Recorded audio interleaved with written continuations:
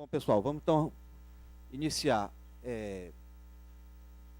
Acho que nos anos 70, nos anos 80, os profissionais de saúde viveram uma ilusão de que as doenças infecciosas estavam em declínio, que os problemas seriam apenas as doenças crônicas degenerativas, as doenças crônicas não transmissíveis. Mas depois veio a AIDS, depois veio vieram as síndromes gripais, respiratórias, e agora o ebola e a febre chikungunya. Então, na verdade, as tentativas, assim, a natureza da vida é sempre mais complexa, mais forte do que a nossa capacidade de previsão e de controle. O importante é estar alerta, estar preparado. O Sistema Único de Saúde tem um sistema de vigilância epidemiológica extremamente bem estruturado, que tem conseguido dar respostas às diversas emergências. Está sem som? Está baixinho? Alô?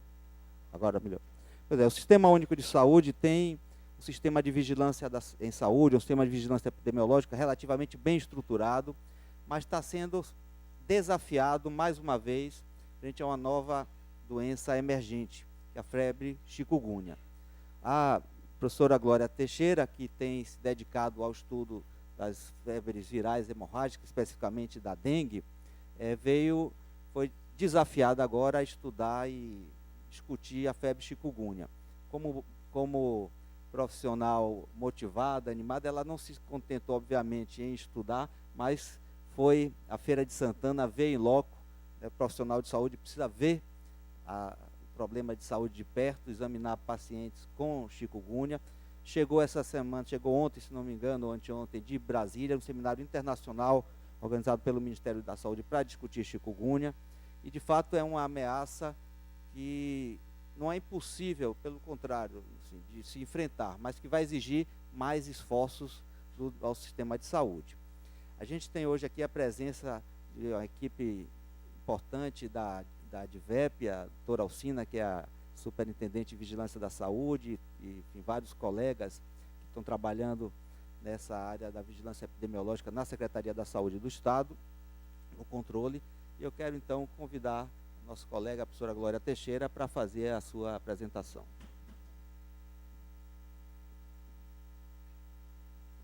Bom dia a todos. Eu estou na dúvida se eu vou sentar ou se eu vou falar em pé. Eu tenho a impressão que eu vou sentar. Por conta do ecrã ali, eu acho que facilita bastante, porque eu já falo muito com as mãos e aí ainda tenho que andar, então deixa eu me sentar. Gente, eu queria agradecer a presença de todos, em especial dos nossos colegas da Secretaria de Saúde, da Suvisa, da Advep, do CIEVES, né? Porque quando eu vi chegar toda a equipe praticamente, ou pelo menos os dirigentes mais importantes, eu me senti um pouco intimidada. Porque, como os bons colegas, nós conversamos bastante, né, em Feira de Santana, trocamos e-mail, telefonamos, né, desde o dia 5 de setembro, quando foi, né, notificado o primeiro caso suspeito em Feira de Santana, apesar de a gente ver que já tinha começado antes, mas quando chegou a suspeita. Então, a partir daí, nós temos trocado muitas figurinhas, né? Inclusive, fomos com Juca, né, com Jesuína, só chamo Juca, em Feira de Santana. Então, eu pensei que eles aqui não vinham, né? Vão perder 2 horas do dia, com tanto chikungunya acontecendo. Então, e aí eu me senti um pouco intimidada. Então, o que eu quero é convocá-los, que ao final da fala, né, da minha fala, pode, se vocês quiserem, antes mesmo da fala de Luiz Eugênio, comentar, acrescentar, ou até dizer, olha, Glória, aquilo você não falou de uma forma correta, porque é tudo muito novo e muito urgente. Porque se não fosse tamanha urgência, não precisava eu estar aqui hoje. Eu podia, né, me inteirar melhor, ler mais, estudar mais, e fazer isso no início de março, mas a coisa é muito urgente, e vocês vão ver por que é que é tão urgência, então eu me propus a vir falar aqui para vocês. Então, eu coloquei esse título de febre chikungunya, mais uma doença emergente que ameaça a saúde global no século XXI, porque vocês vão ver a rapidez com que isso não chegou do Brasil, não, com que isso está avassalando o mundo. né, numa rapidez que é maior, muito mais rápido do que o do dengue, né? A grande epidemia de dengue, né? E ainda hoje vem, né, causando muitos danos às populações de vários continentes e de mais de 100 países. E o chikungunya, que como diz um colega nosso, o Kleber, ele diz, nem os mais pessimistas dos infectologistas acreditaram que o chikungunya chegasse no Brasil, né, e que chegasse nas Américas. Nem o mais pessimista. Então, mesmo que desde que no meado da década passada nós já víamos, né, lendo sobre chikungunya, mas era uma coisa tão distante, a gente lia por dever de ofício, mas não era uma preocupação constante. Passou a ser uma preocupação constante o ano passado, e aí nós vamos ver isso. A primeira coisa que nos perguntam é por que chikungunya? Em Feira de Santana já se colocou um apelido, é chikungunya, porque é muito difícil de falar chikungunya, então botaram o nome de chikungunya. Coitado dos franciscos, quando não chamam da febre africana, né? Porque tem isso também, que nós temos tentado, junto com a secretaria, muito para não criar um preconceito, porque apesar do vírus ser originário da África, ele chegou aqui pela Ásia, não chegou pela África, né? Então, o nome chikungunya deriva da palavra de origem Makonde, que é uma aldeia africana, e significa aquele que se encurva ou se retorce. Ou seja, é uma expressão concreta do quadro mais característico da doença. O paciente, nós vimos isso em Feira de Santana, o paciente ele chega encurvado na unidade de saúde, ele vai para lá e para cá, ele não quer que a gente toque nele. Porque ele sente muita dor. Então, por isso que ele se encurva, porque pega exatamente o aparelho locomotor, as articulações em particular, né? E esse vírus foi isolado pela primeira vez em humanos em 1952 na Tanzânia. Quero mais isso não, está muito feio. Era para ter tirado.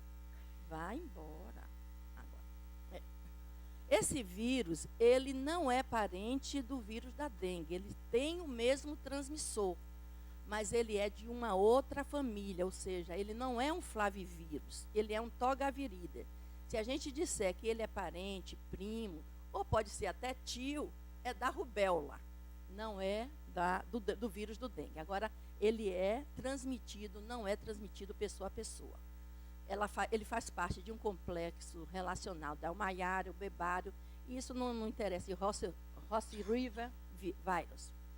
Tem duas linhagens geneticamente distintas, a do oeste africano e a do leste, fica no oeste e no leste da África e no centro-sul. E tem uma linhagem que chegou na Ásia e que hoje está sendo chamado do genótipo asiático, porque sofreu mutação quando chegou na Ásia. O ciclo epidemiológico dele começou, né, nas selvas da África, né, onde macacos e também morcegos são os reservatórios desse vírus, os reservatórios silvestres desse vírus, né? Então, a gente lembrar que morcego também é importante como um reservatório silvestre. E o problema era transmitido por vários tipos de Aedes silvestres. Mas aí, qualquer espécie de Aedes pode transmitir esse vírus. Mas aí, próximos, temos o Aedes albopictus, que possivelmente deve ter feito essa valência ecológica, que o Aedes albopictus vive perto da mata, mas já perto do ambiente humano, e aí encontrou já algumas áreas infestadas por Aedes aegypti e fizeram um par perfeito e saíram dançando. Porque o Aedes aegypti não pode ver um vírus que ele não só ingere, mas ele multiplica.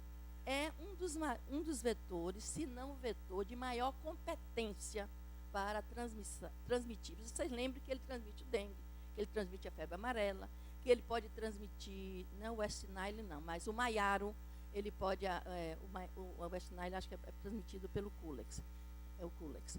Então, ele adora e se torna um competente vetor, porque as partículas virais se replicam no seu aparelho digestivo. Então, encontrou o Aedes aegypti, né? E aí foi então para as grandes cidades. É um vírus, isso não tem muito interesse para a gente, a RN, né, do RNA. O primeiro surto em humanos foi em 1954. Lembra que eles foram isolados em 52, e em 54 teve um pequeno surto na Malásia, né? Até o final da década de 90, os surtos eram muito raros, passando a ser frequentes, então, no século XXI. A primeira grande, que estão chamando de surto, mas a primeira grande epidemia foi em 2000, no Congo. Então, a pergunta que ainda tem muito que se estudar é: houve uma adaptação evolutiva do mosquito, do vírus ou dos dois integrados?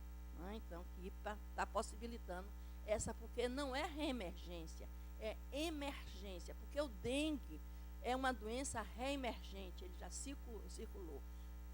Isso pode ter que, pelo menos, ele nunca tinha sido isolado antes de 1952 em humanos, ok? Neste século XXI, surtos com grande impacto na saúde pública foram descritos primeiro no Congo e depois na Grande Comore, que fica no Oceano Índico, e de janeiro a maio de 2005 é uma ilhinha deste tamanho que a gente tem que olhar um pontinho lá no mapa, pertinho da ilha de Reunião, não é isso? E que então ele teve 5.200 casos de janeiro a maio, e só em maio de 2006, um ano depois, já tinham sido registrados 244 mil casos em uma ilha que tem menos, né, de 600 mil habitantes, essa ilha daí. Em maio de 2005, iniciou também uma epidemia nessa ilha de Réunion. A ilha de Réunion, ela pertence à França, tanto assim que eles dizem como metropolitana, que significa a França da Europa. Eles são, né, franceses, né?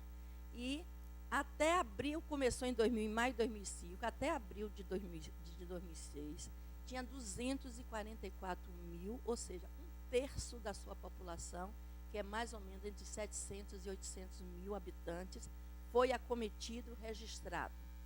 Porque a Réunion não é uma ilha pobre, como Comorão. Ela é uma ilha considerada rica. E lembre-se que nessa época aí, não havia ainda a crise na Europa. A Europa ainda não tinha entrado em crise econômica. E a partir, então, de 2004, nesse período, 2004 a 2013, vocês vejam... E agora? É aqui, né, eu acho? Onde é que aperta para ver a luzinha?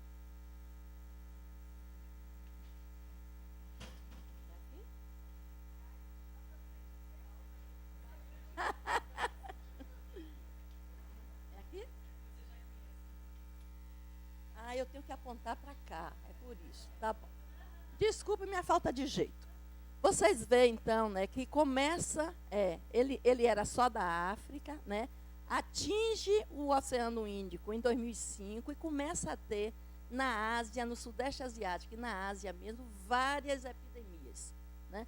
Onde vocês estão vendo isso aqui é que nessa época só tinha casos importados. Onde tem um triângulo só tem os casos importados. E onde tem essas setas é que teve realmente epidemia. Então, na Europa também, desde 2007, que vem tendo casos importados, que não tem muita, principalmente na Europa, não tinha, né, grande importância, porque lá eles não tinham o Aedes aegypti, mas tem o Aedes albopictus. E aí, em 2007, tem como é que se diz, na Itália, um pequeno surto, né, transmitido pelo Aedes albopictus, que é o Aedes albopictus que lá tem, na Guiana Francesa, que faz limite com o Brasil, ok? E aí, vamos vendo, né? E aí, quando chegou em setembro de 2014, quase que simultaneamente, foram notificados os primeiros casos suspeitos no Brasil, no Iapoc e em Feira de Santana.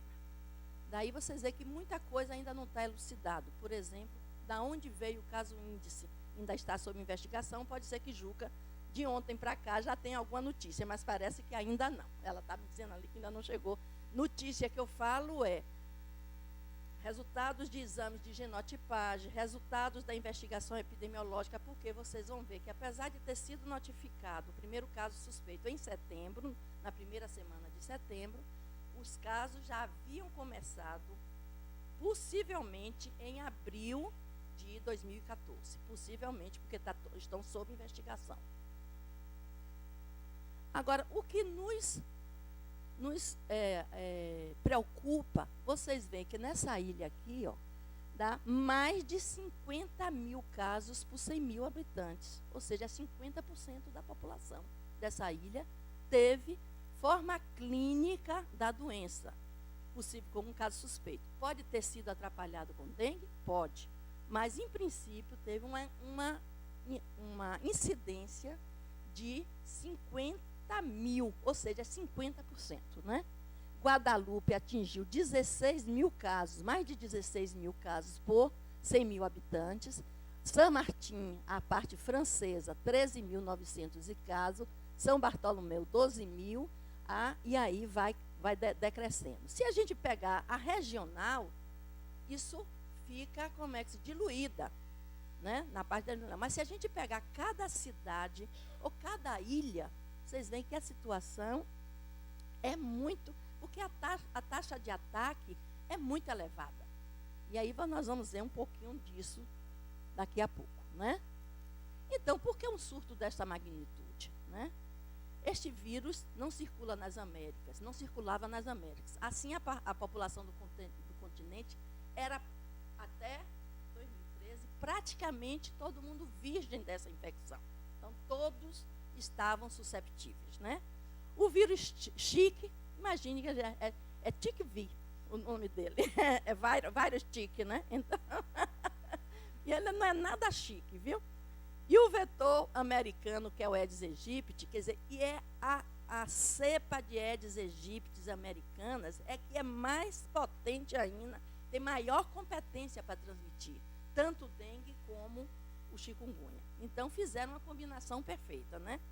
A quantidade de vírus chique circulando nos humanos e no vetor durante o surto é muito alta.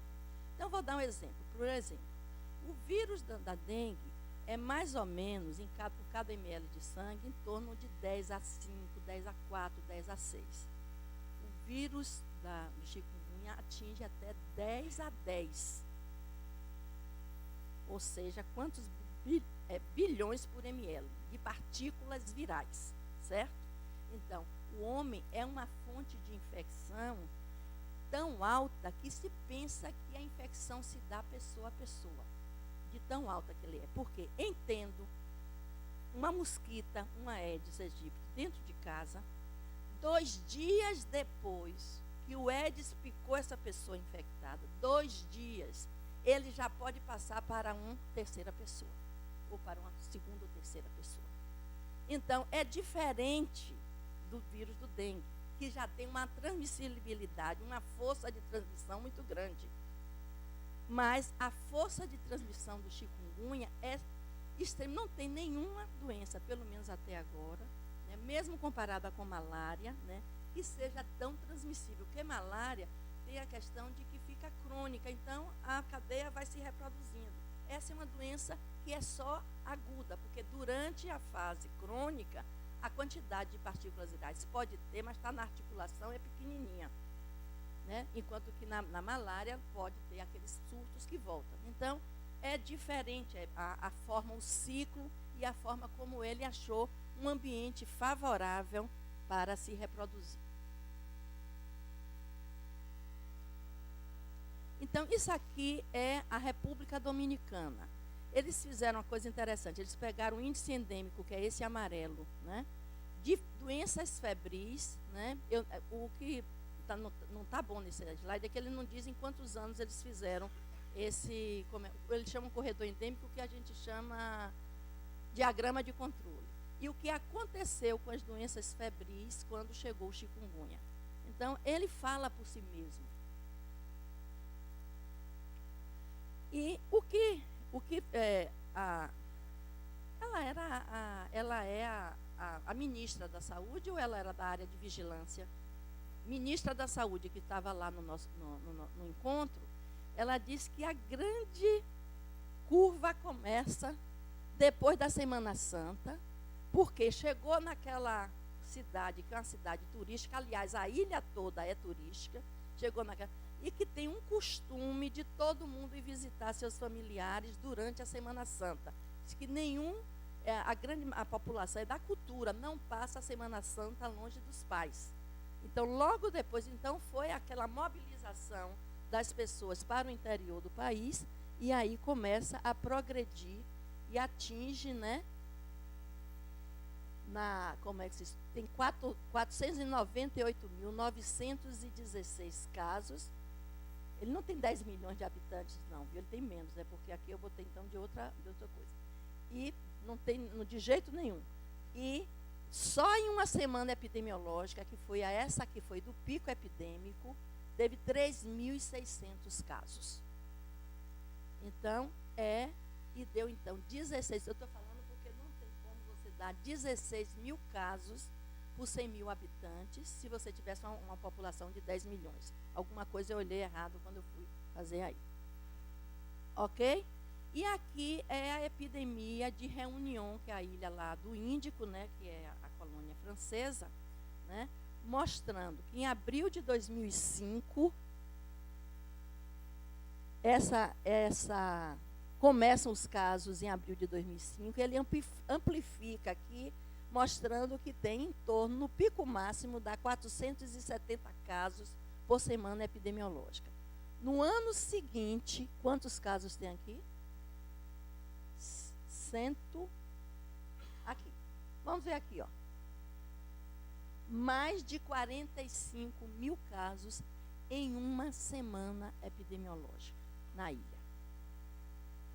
Ou seja, se a gente for comparar com dengue, o máximo que nós tivemos de caso em uma semana epidemiológica foi no Rio de Janeiro, em 2008, que chegou a 7 mil casos em uma semana epidemiológica. Que foi, vocês lembram, das tendas, né, que nós tivemos que colocar para atender os pacientes.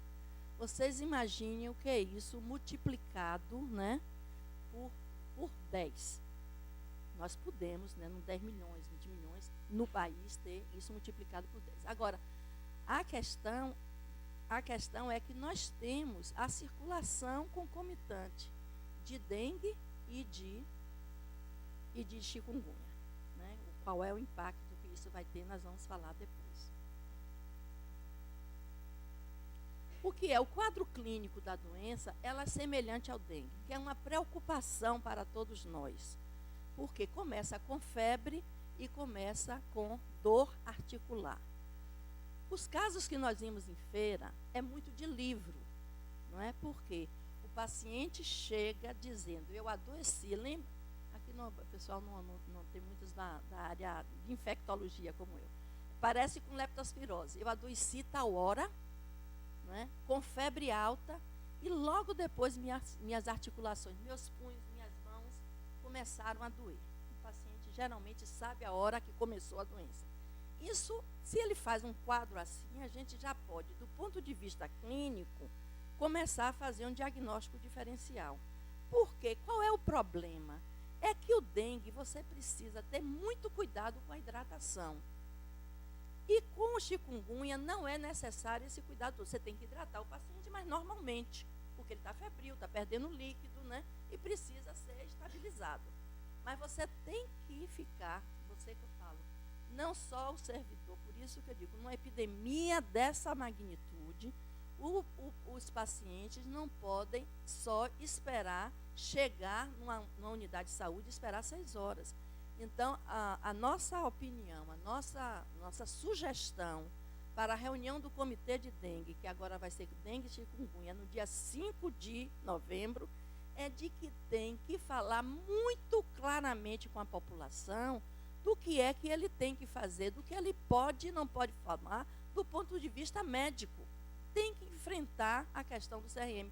Não pode tomar isso, aquilo, né, e dizer o nome dos medicamentos comerciais, inclusive, que ele não pode ingerir, porque isso pode dificultar a vida dele. E tem que ser enfrentado dessa forma, porque senão não vai ter como o se você dizer, busque a atenção médica, porque não vai ter. Não vai ter, não tem mais médico que dê conta. Se a epidemia, porque não se aveste não, amanhã pode acontecer tudo, ou inclusive nada, não é? Pode não acontecer nada.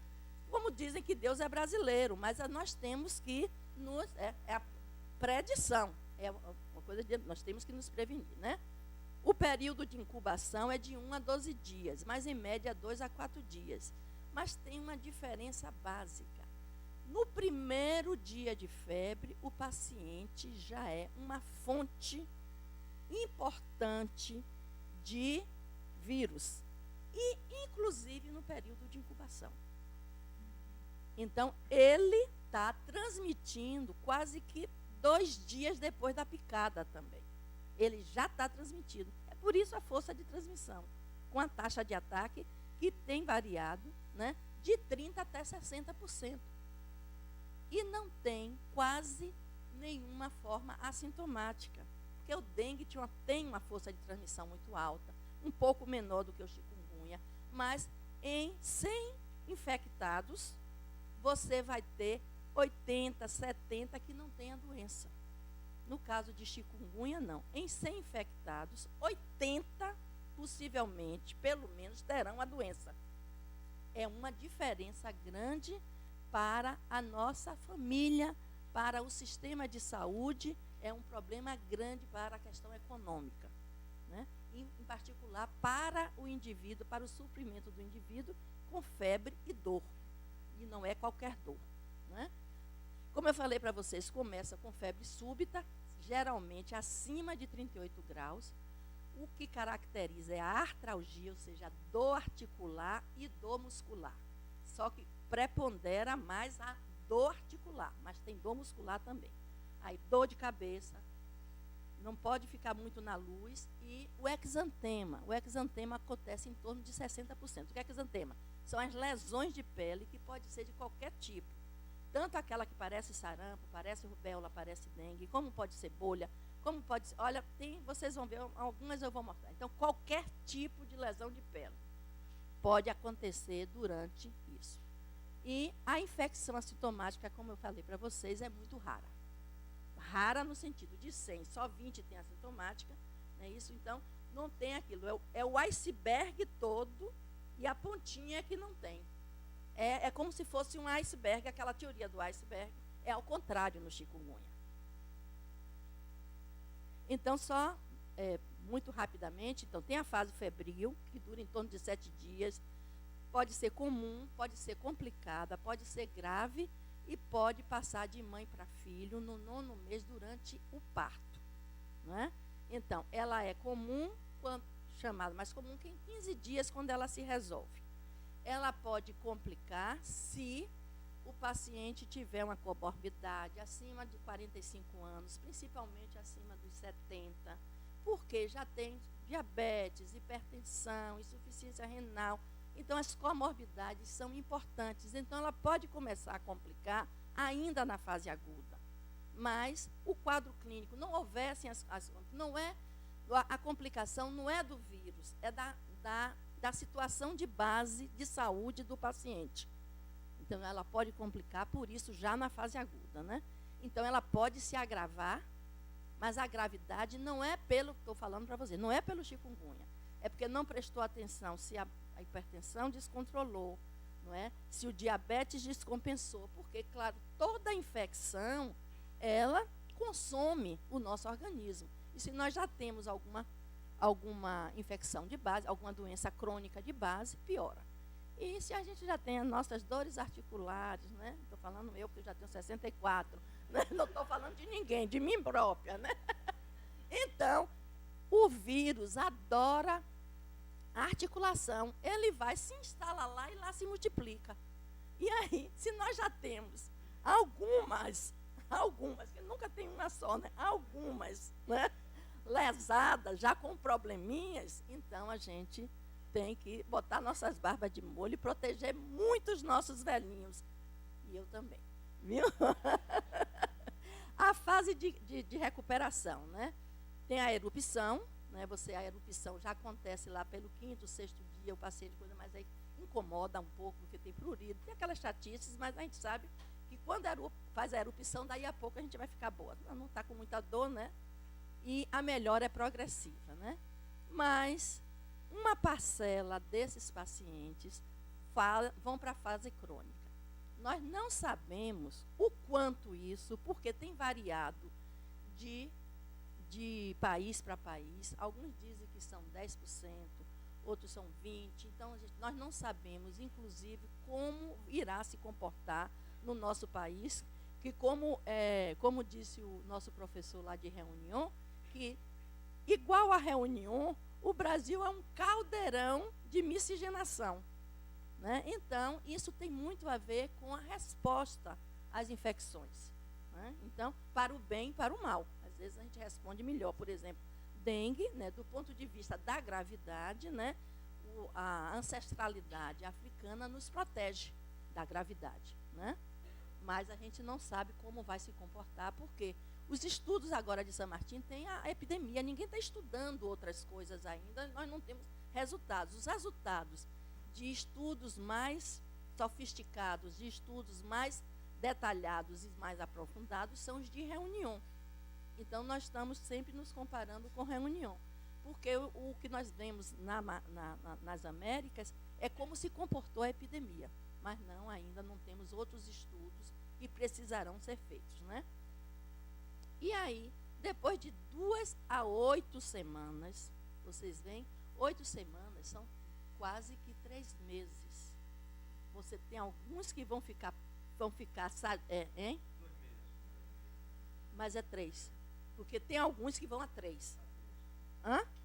A 12 A 12 semanas, né? Então, a grande maioria vai ficar bom na 8ª semana. É porque fase crônica, é porque aí não tem o que eles chamaram de fase subaguda, que é a fase que até o 3º mês você ainda está, nesse quadro aí, eu não tinha prestado atenção, que então não está a fase subaguda. Para depois, então, considerar a fase crônica a partir do 6º mês da infecção inicial. Então, são lesões articulares persistentes e recidivantes. Mesmo no período agudo, de 2 a 8 semanas, ela é flutuante. Parece que a dor vai embora, a febre, e aí, de repente, a danada volta. Então, a gente também não vai dizer assim, 15 dias, estou sem febre, estou livre das dores. Pode voltar, pode ir embora de vez, mas pode voltar. Viu? Então, ali faltou a fase subaguda, talvez esteja em outro slide, né? Então, a principal característica, além da febre, é a poliartralgia, né? É um sintoma que debilita, que geralmente é simétrico, ou seja, pega os dois lados. Se você tem punho de um lado, tem punho do outro. Você tem a mão de um lado e do outro, né?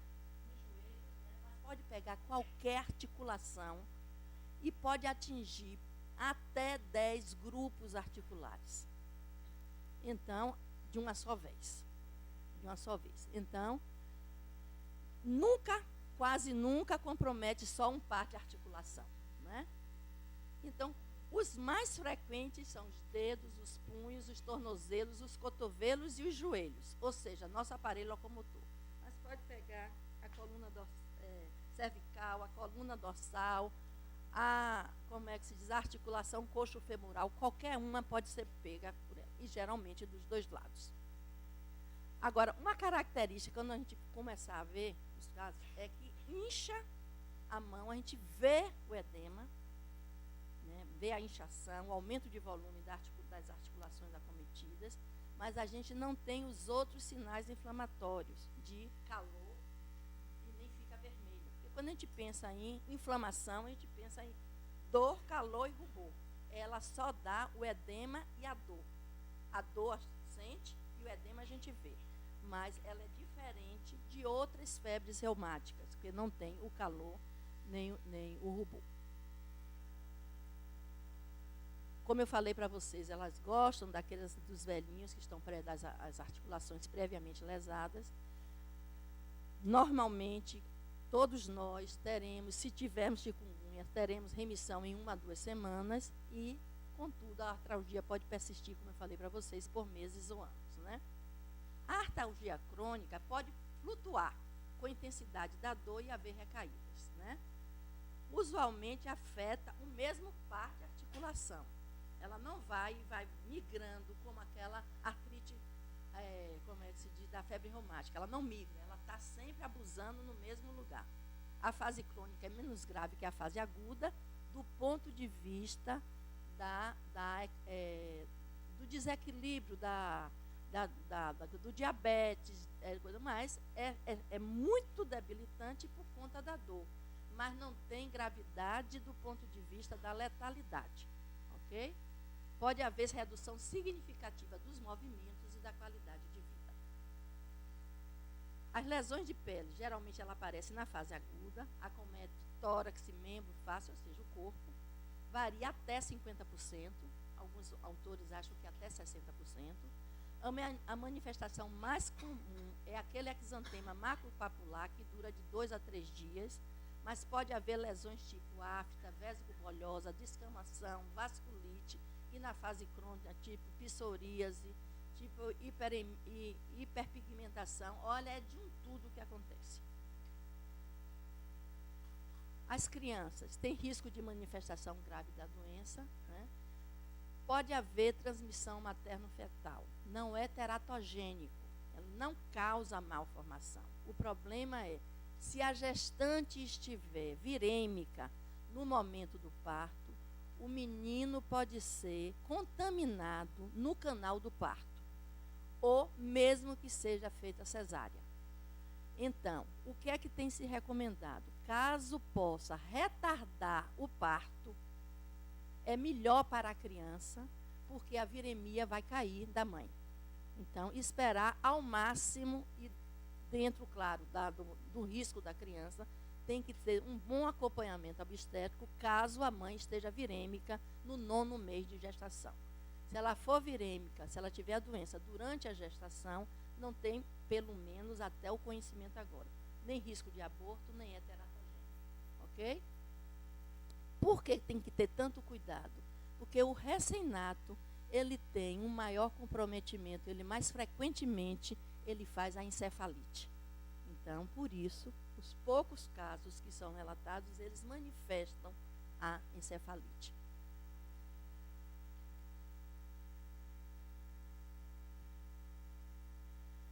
Então, o problema nosso é, além do chikungunya, além de fazer o diagnóstico diferencial, né, de perceber o que é dengue e o que é chikungunya, entre 1 a 2% pode fazer co-infecção. A suspeita, porque ninguém sabe ainda, é que o Aedes aegypti esteja, no momento do repasto, transmita os 2 vírus, porque já se encontrou mosquitos em laboratório e na natureza infectados pelos 2 vírus simultaneamente. Então, parece que a infecção é simultânea. Mas tem uma coisa muito boa. Os casos que foram diagnosticados, que é série de casos, não passa de 30 ou 40 casos, né? Então, a gente sabe muito pouco sobre isso. Eles tiveram uma evolução mais branda do que os casos que tiveram só dengue e só chikungunya. Mas é estudo de série de casos. Então, porque ainda não tem, né, conhecimento acumulado sobre isso. Mas eles foram mais brandos. Então, o que sugere, ouçam bem, o que sugere que se faz a hipótese de que haja competição entre eles no organismo. Então, ao competir um com o outro, ele deixa nosso sistema imunológico mais, né, fácil de combater os 2, já que eles estão competindo entre si. Mas isso é tudo em hipótese, porque o conhecimento ainda não chegou até aí. A letalidade é baixa, considerada quando comparada com a dengue, de 1 em cada 1000 pacientes. E geralmente ocorre em neonatos, idosos e adultos com comorbidades. É esse o conhecimento que se tem hoje. Então, tem alguns, os idosos, e quem tem diabetes, hipertensão, insuficiência renal, quem é alcoólatra, ou faz uso abusivo de álcool, então, esses têm maior probabilidade de vir a morrer. Eu não vou falar muito de clínica com vocês, mas é importante que todo profissional de saúde, que toda a população saiba que não tem droga contra o vírus, né? e que o paciente, ele vai fazer repouso, não é porque ele quer, não, é porque ele não pode trabalhar, ele não pode pegar um copo d'água, se ele pode, não, ele tem dificuldade de se levantar, então ele não pode trabalhar. Então não tem isso, porque ele não se levanta, ou ele consegue ir até o médico morrendo de dor, quase que chorando. Então, não vai trabalhar, né? O tratamento é sintomático, é antipirético e analgésico. Mas, gente, não é que não são indicados, é contraindicado o uso de anti-inflamatórios por conta de iatrogenia e o risco de ser confundido com dengue, que tem vários anti-inflamatórios que também prejudicam a evolução do dengue. Não tem nenhum benefício para o paciente, porque passa a dor na hora. O anti-inflamatório passa a dor na hora, mas depois dá o efeito rebote. A dor retorna e retorna mais elevado. Então, não tem muito prejuízo. E isso tem que ser muito claro dito, porque nossas farmácias vendem anti-inflamatório a qualquer pessoa. E são anti-inflamatórios não esteroides e os corticoides nem pensar.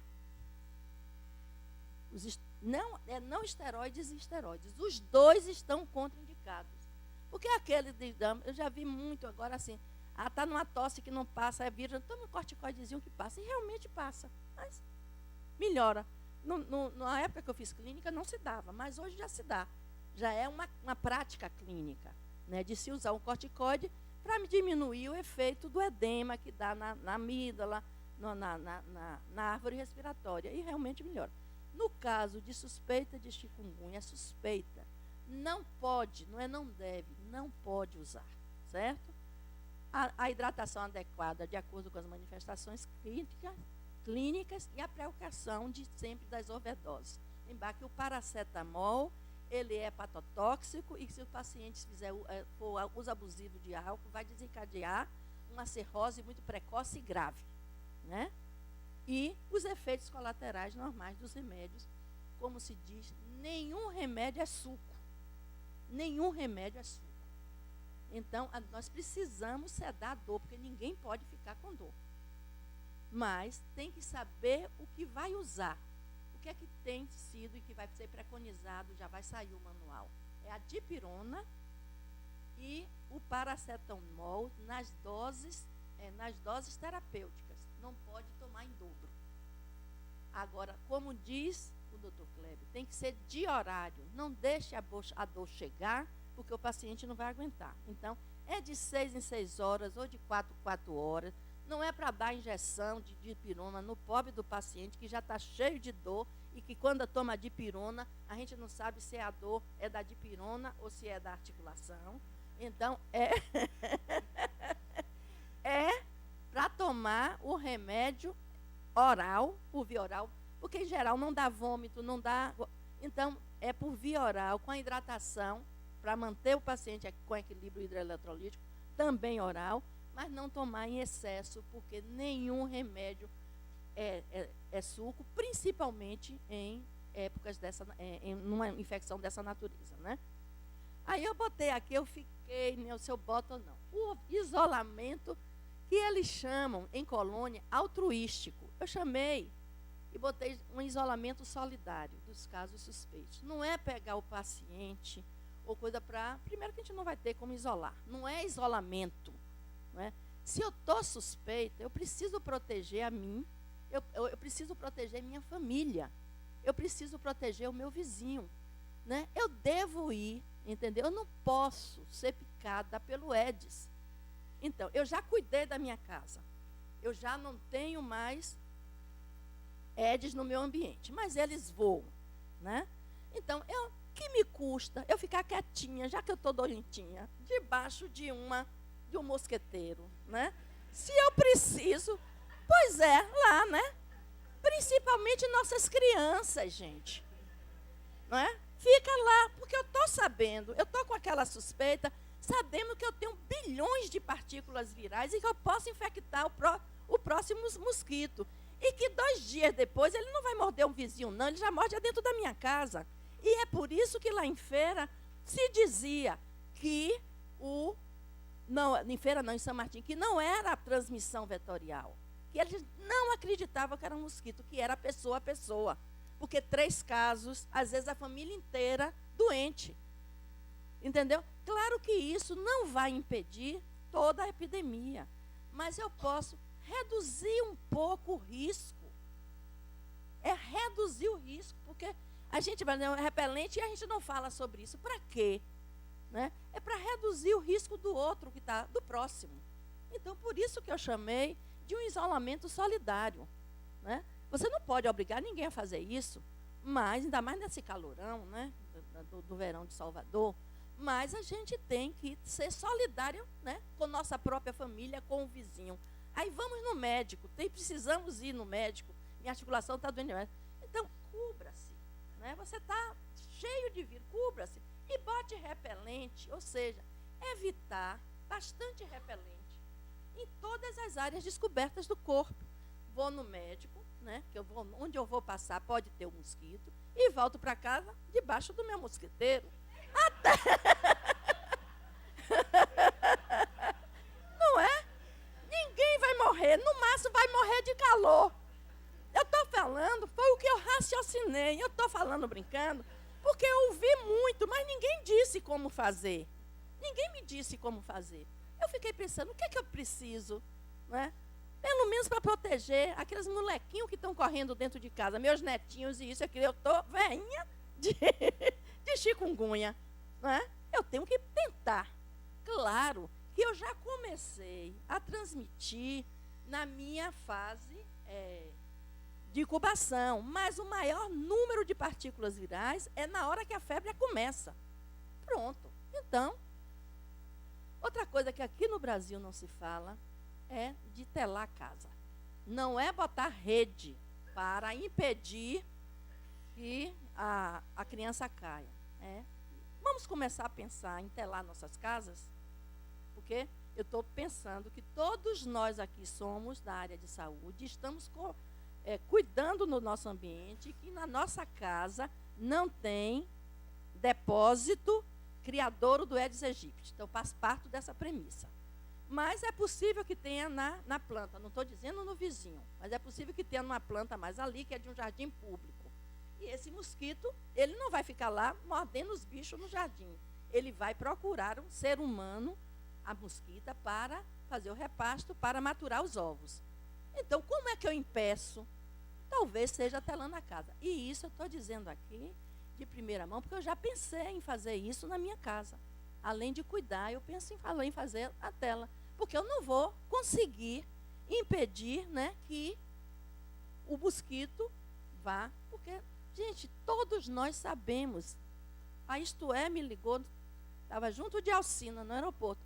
O que ela queria que eu dissesse, a repórter, que foi o Brasil, que foi a saúde pública, que foi o SUS, que foi, sei lá quem o parta, que não conseguiu controlar. Eu digo, mas repare, nós já temos chikungunya circulando na Flórida. Chegou antes do Brasil. E ponto. E Reunião, que tem um PIB tão alto, que tem esgotamento sanitário completo, que tem, né, é outra situação e é uma ilha, e teve uma epidemia daquele porte. Então, e Singapura, que também já teve sua epidemia. Então, não é só o desenvolvimento, vocês vão ver que o desenvolvimento econômico não está impedindo a transmissão de doença vetorial. Então, a melhora rápida, que todos nós, se tivermos, vamos ter nossos parentes, ou evolução crônica, né? Quem evolui, não é todos, que 82% tem, não. Quem faz a forma crônica, 82% apresentam recidiva e piora no mês 2 ou 3, entenderam? Não é 82%. A grande maioria vai ficar bom nos 15 dias. Não se sabe a proporção que vai para a forma crônica. Não vou dizer porque ainda são muitos, né? Estão fazendo algumas pesquisas para ver, né? Então, vão evoluir como? Com reumatismo, com problema vascular, fadiga crônica e depressão. A depressão é muito questionável, porque lá a proporção que ele colocou de depressão, Mas, gente, os velhinhos já são deprimidos por natureza. Uma grande parte desses velhinhos. Então, ou se faz um estudo epidemiológico bem feito, não é? E ainda não teve tempo, ou ainda... Pois eu estou com...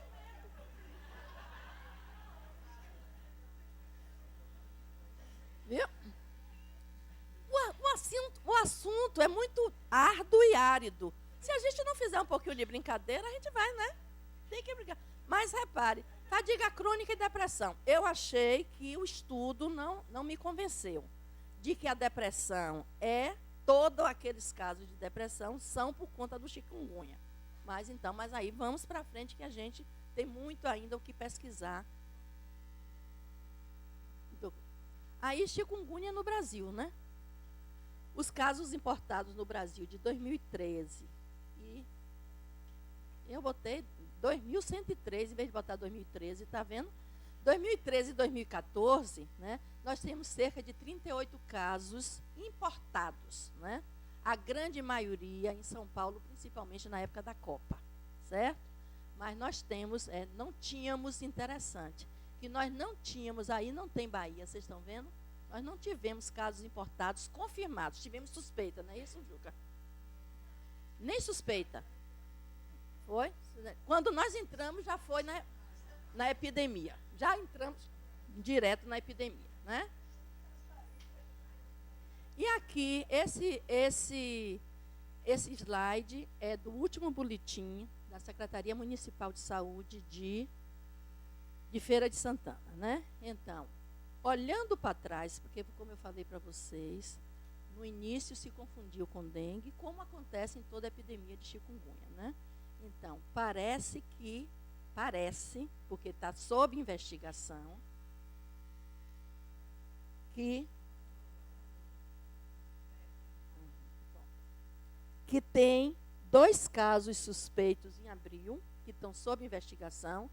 Juca, se eu tiver com alguma informação errada ou atrasada, por favor, você pode me corrigir, né? Janeiro e julho também. E vai ganhando força. Isso tudo, gente, foi retrospectivo, né? Porque a notificação foi dada na primeira semana de setembro já. Na semana 35 já teve 70 casos. E na semana 36, que corresponde ao dia onde está incluído o dia 5 de setembro, já teve 96 casos, né? E aí ganhou força e vem para uma única semana epidemiológica com 260 casos. Agora eu vou dizer as características de lá. E 105 casos na semana que nós estamos atravessando, está concluindo hoje ou amanhã, não sei direito. Certo?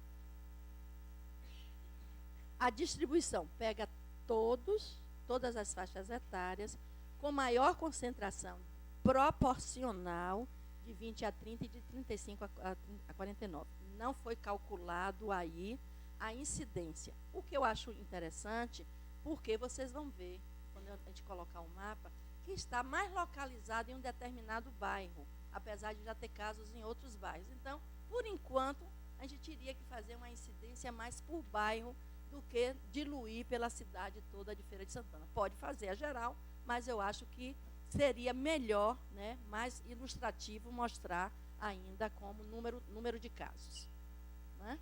Então, o que é que a gente tem? 355 casos suspeitos de chikungunya? Não, 700, isso foi a semana passada.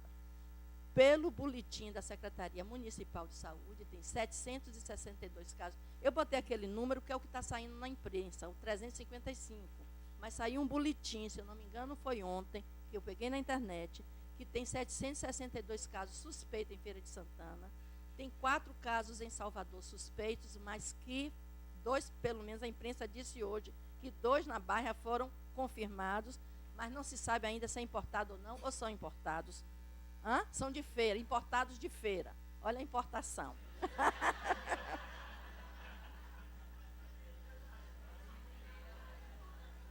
40 casos autóctones, né? Os casos de Riachão do Jacuípe já são autóctones, 40 casos. O caso de Lauro de Freitas, um caso em Juazeiro, um caso em Itabuna, um caso em Rio Real e um caso em Ilhéus. Esses também estão sob investigação, está sendo enviado para saber, né, se é realmente, porque são casos suspeitos, ok? Então, vocês veem o seguinte, aqui se superpõe aquela curva que eu botei, mas isso aqui é só do bairro, que se chama George Américo, em 2014. Você vê que parece que nesse bairro a epidemia está descendo, está diminuindo. Está diminuindo, né? Deu o seu pico e parece que está reduzindo. Mas nesse bairro, é no bairro de Feira de Santana. No bairro de Jorge Américo de Feira de Santana, ok? Como ele é o principal bairro onde começou a epidemia e onde circula, ele se reflete também na curva de Feira de Santana como um todo, ok? Agora, claro que a Secretaria de Saúde, eu fui testemunha que a Secretaria de Saúde do Estado fez todo o manejo chamado manejo integrado e mais algumas coisas. Então, foi não só a limpeza, né, o mutirão, a eliminação dos criadouros, o fumacê, o costa-costal, o trabalho com a comunidade, né? E isso deve estar refletindo na diminuição do número de casos, não só no bairro, como no entorno do bairro. Não sei se já conseguiram fazer em toda a cidade. Já, Aguinaldo? Ainda não, né? Mas o ideal seria fazer o trabalho que foi feito em Jorge Américo, né? Fazer em toda a cidade de Feira, se possível, em todos os municípios do estado da Bahia. Mas, não é? Vamos lá para adiante. Né? Mas o problema que eu vi ontem nesse boletim de Feira de Santana, que nós já temos casos autóctones em vários bairros. Veja ali, o mapinha ao lado, que eu só consegui desse tamanho mesmo. O que está de amarelinho são os lugares onde já tem casos autóctones. Ou seja, essa curva vai diminuir, essa curva vai ganhar força quando chegar o verão, em Feira de Santana. Então, do que a gente conhece de transmissão de doença vetorial, não é, a gente não pode, né, afirmar, tem que afirmar para a imprensa. O número de casos é tanto, claro, diminuiu. Mas nós temos que botar nossa pulga atrás da orelha e começar a ver o que é que pode fazer para... Não, mas já vai terminar, viu? É porque eu... Viu? Então, o que é que nós vamos fazer, né, até dezembro, quando a gente sabe? Porque é o seguinte, essa curva aumentou, no final do tempo quente, nós já estamos na baixa estação para a dengue. É essa a nossa grande preocupação. O que vai acontecer no verão? Quando os mosquitos se proliferam muito mais rapidamente do que nesse segundo semestre. O que vai acontecer principalmente nesses lugares onde já está com transmissão autóctone, né? E o que vai acontecer? O que está acontecendo no Iapoque, eu só sei que foram 40 casos suspeitos, mas eu não achei um boletim do que está acontecendo no Iapoque. Agora, é interessante que em Feira de Santana, conversando com o Juca, nós fizemos 3 suspeitas, né? E estamos assim com a pulga atrás da orelha para poder ver o genotipo. Porque da onde veio o caso índice? Já que a investigação está sendo tão bem feita, a minha suspeita inicial, e até conversamos com o Juca, é de que talvez tenha vindo de algum caminhoneiro que tenha vindo, porque o entroncamento de Feira pega norte, é o grande entroncamento do Nordeste, né? Pega norte, sul, leste, oeste. Será que veio do norte, da Guiana? Será que veio da Colômbia? Será que veio da Venezuela, onde já estavam com transmissão? Um caminhoneiro ou alguém que veio na passagem, passou por Feira e mora em Feira e por lá ficou? É uma suspeita, né? A Dires tem a suspeita que foram, por isso que estão chamando de febre africana, que não deveria ser assim, né? A mídia não deveria explorar esse lado, de que foram 4 africanos que chegaram em Feira e estão investigando isso, porque a população diz e tem que se ir atrás, todo o rumor. Né? E teve uma pessoa de São Paulo que acha que veio do polo petroquímico, que foi alguém que visitou a Colômbia ou a Venezuela, porque tem muita relação. E que veio, porque ele acha Por que vocês estão rindo?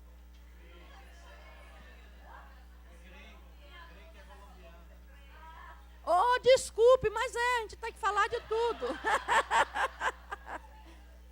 Mas eu acho que essa hipótese da Colômbia é mais longínqua, né? Porque em geral, as pessoas do polo, elas dormem em Camaçari ou em Salvador. Não é um fluxo muito grande, pode acontecer, lógico. Não é, mas o fluxo é muito mais a cidade, ou Camaçari, ou uma cidade dormitória ali, Lauro de Freitas, Salvador. Eu não vejo falar muito que o povo do polo, até os ônibus que vêm, tudo é muito mais, indo de Salvador para o polo, mas é uma outra. Tem a Landulfo Alves ali perto também, né? Então tem que investigar. Agora, como a hipótese de ter vindo oriunda da África vai ser descartada ou confirmada na terça-feira, porque Pedro Vasconcelos prometeu a Jesuína, não foi Jesuína, que na terça-feira vai dizer qual é o genotipo que está circulando em Feira de Santana. Então, se for o genotipo asiático, possivelmente veio do Caribe. Se for um genotipo africano, então tem a ver com esses turistas africanos ou essas pessoas que chegaram lá em Feira de Santana. Aqui são alguns casos de Feira de Santana. Vocês veem que o edema da mão, que não tem rubor, né? O tipo de lesão de pele pode ser de qualquer tipo, inclusive bolha, né? Aquelas lesões actiniformes em pé, e acontece com muita frequência as lesões de pele com mais frequência do que no dengue, ok? Então, o que eu não sei ainda quase nada de coisa, mas tem algumas mensagens importantes que foram discutidas e apresentadas no fórum, algumas que eu concordei, outras estou trazendo as que eu mais concordei. Existe o desafio da co-circulação do DMV com chikungunya? Tem, mas o desafio que nós entendemos não é pela gravidade de ter os dois vírus, mas sim de confundir o dengue clinicamente com chikungunya e não dar o tratamento adequado aos casos de dengue que podem evoluir para dengue hemorrágico. Porque aí o tratamento é hidratação, é completamente diferente de chikungunya. Então, o nosso problema vai ser, nós temos co-circulação, né, e isso, como é que nós vamos resolver isso na nossa rede do SUS e nós mesmos, como encaminhar os nossos familiares, não é? A mortalidade é baixa quando comparada ao dengue, mas ela é alta. Ela é baixa sim, porque você compara sempre, porque nossa vida é comparando. Mas nos Caribe já tem mais de 130 casos de morte. Não é que o chikungunya que eu falei tenha matado, mas relacionado ao chikungunya por conta de comorbidade de criancinha que nasceu com problema, Então, ela é baixa quando comparada ao dengue, mas ela é alta para uma doença infecciosa viral, ok? Mas tem um problema, que o chique pode acarretar o dobro de impacto. Eu não acho que é o dobro, foi lá o que botou. Eu não quero botar, que eu acho que vai ser 5 vezes mais. Mas é o que eu acho, pessoalmente, né? Para o serviço de saúde. Porque tem uma primeira onda de casos agudos e depois os casos crônicos, artralgia persistente, necessitando de assistência médica especializada. E isso para o serviço de saúde. Agora, eu convidei ou intimei Luiz Eugênio para vir falar, coordenar essa mesa, porque eu acho que vai a questão do planejamento na área de saúde, mas tem um problema muito sério também, que depois de passado, né, durante a epidemia, que é o absenteísmo, a questão da previdência social e, particularmente, dos trabalhadores informais que ficam impossibilitados de trabalhar. Então, é isso o Brasil tem que discutir com muita seriedade. Não é por afetar o PIB, porque vai afetar se vier uma epidemia muito grande. é de como vai manter a vida dessas pessoas, particularmente. O impacto vai ter mesmo quem tem previdência, mas são daqueles de trabalhadores informais que não têm previdência social e que passam 15 dias, se aguenta, né? Mas quem passar 90 dias já é um sufoco. Quem passar 6 meses e aqueles que ficarem, né, com dores crônicas. Durante a epidemia vai ser. Então, tem questão não só da organização da rede, não só da comunicação de risco, né, para a população, não só da comunicação do que deve, como a população deve se conduzir, como treinar nossos médicos, nossos enfermeiros, nossa rede, tem todo esse problema, né? Então, por isso que eu convidei uma pessoa de planejamento para comentar sobre isso. Sei que ele não é especialista, assim como eu não sou, mas eu sei que eu li um pouco mais e assisti um pouco mais, mas para comentar desses problemas. E aí, por que aqui chikungunya, mas só chama atenção ebola, né? Eu acho que a mídia não consegue pautar duas coisas ao mesmo tempo. Do ponto de saúde, a economia é uma coisa, a saúde é outra. Então, eu acho que o ebola está protegendo, né, do desassossego do chikungunya. Porque, se a gente olhar o Jornal Nacional, a Globo News, os jornais, todo mundo só fala de ebola. Aqui na Bahia é que fala de chikungunya, né? Mas do risco ninguém fala, né? Aqui na Bahia. E mesmo assim, está todo mundo atrás do primeiro caso de ebola que vai acontecer na Bahia, não é? Então, é isso que chama. Então, está protegendo um pouco da discussão, né, dos meios de comunicação, de um risco para nós. Agora, tem isso.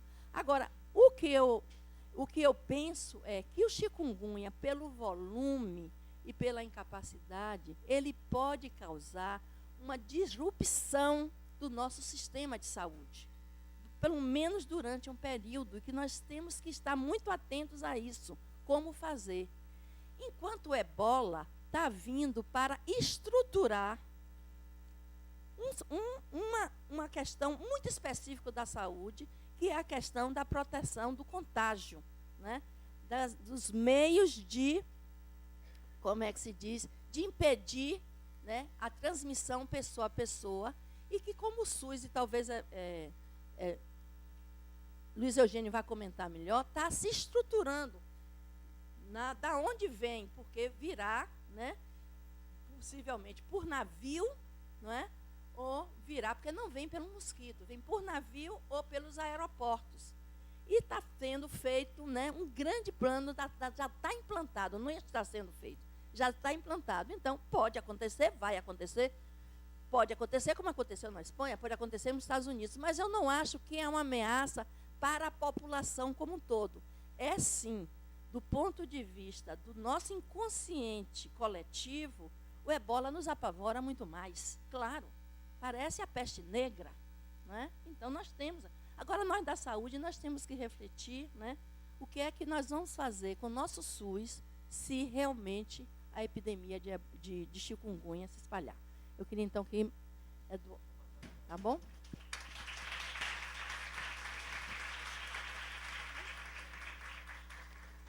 Eu acho que Glória faz uma apresentação assim, extremamente rica, com muitos dados, com muitas informações, muito preocupante, naturalmente, mas eu acho que há medidas a serem feitas, que estão sendo tomadas, e eu queria então convidar a doutora Alcina para vir um pouco falar disso, dessa preparação. O Brasil é signatário do Regulamento Sanitário Internacional de preparação e respostas à emergência de saúde pública. Estamos agora diante de 2 emergências de saúde pública e eu tenho tido a oportunidade de acompanhar Glória, assim como Conceição e outros colegas, um estudo de avaliação da capacidade de resposta, de vigilância e resposta a emergências. Nós sabemos que o SUS tem uma relativa capacidade de enfrentar.